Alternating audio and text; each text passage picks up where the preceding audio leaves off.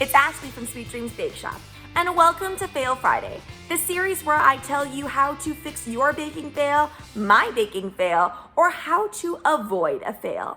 And today I'm going to be talking to you about why your cakes and cookies are not selling. Specifically talking about why people aren't contacting you for custom or stock orders. Now, there could be a myriad of reasons, of course. So I'm going to be telling you just from a consumer's point of view why your stuff isn't selling. And I will tell you, I have been on a quest to try and get my 1,000 subscribers video done for you. So I've actually been looking at local bakeries and trying to purchase a cake. And let me tell you, it has been very, very difficult. So I feel like that's given me a lot of insight as to why some of you might not be selling your cakes. Whether you're a home baking business or if you're a bakery storefront, I've got some information that I'd like to share with you. So let's get into it.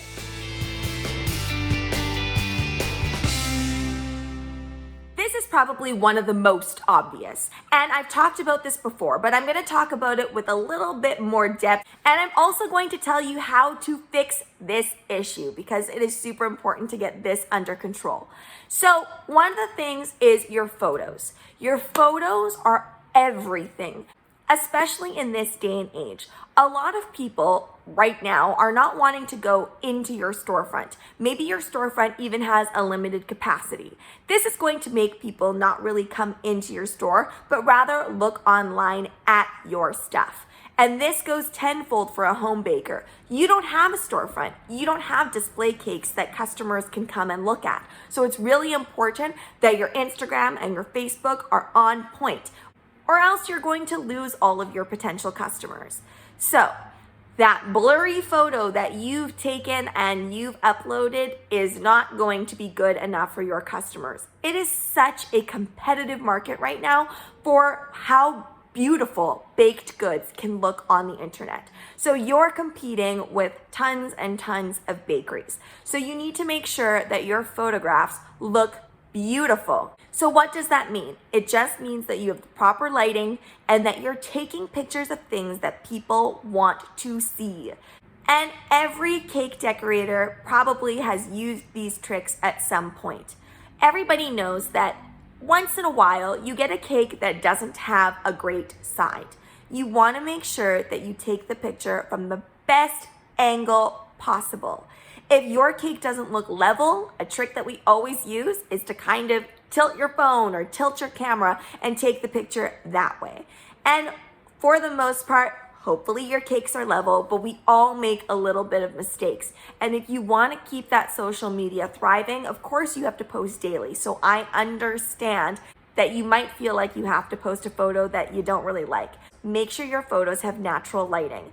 Having a series of not so great photos on your social media is going to make people not want to order from you. So try to make sure that you run your photos by friends and family before you post and ask them what they truly think, because that is really going to help you. I do think it's better not to post the photo than to post a photo that you're not really happy with.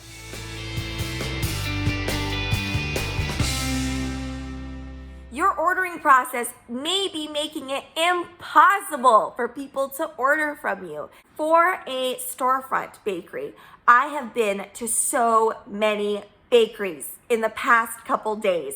And let me tell you, it has been quite difficult to order from them. Every time I've walked into a store, I've been told to email or to call later.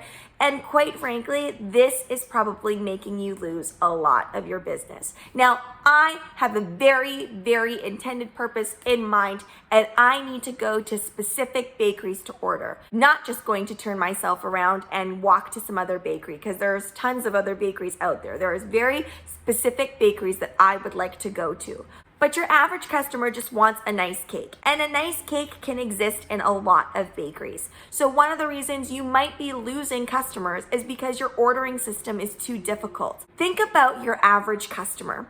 Customers that aren't very good with technology might not be able to deal with all of your online forms. Even for myself, I like to think of myself as pretty tech savvy, probably average to maybe a little bit better than the average person, but really, I'm just your status quo customer. And in fact, I know a lot more about cakes, obviously, and I still was having quite a time ordering from these online forms.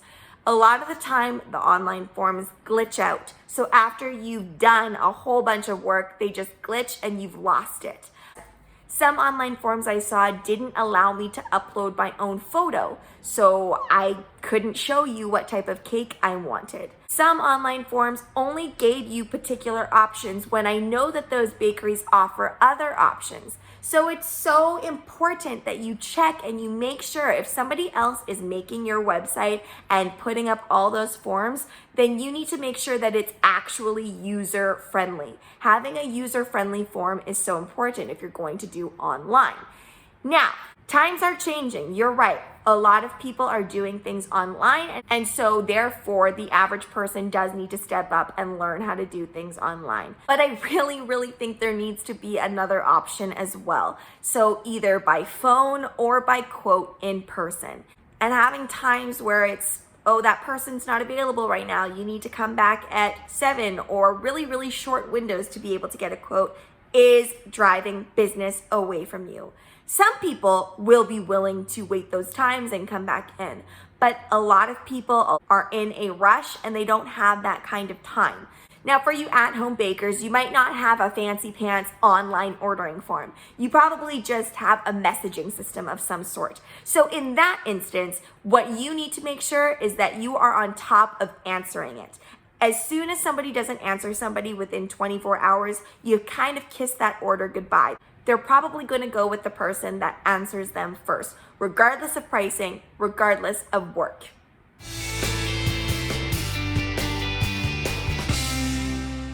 The next thing that's probably driving your customers away is legitimacy.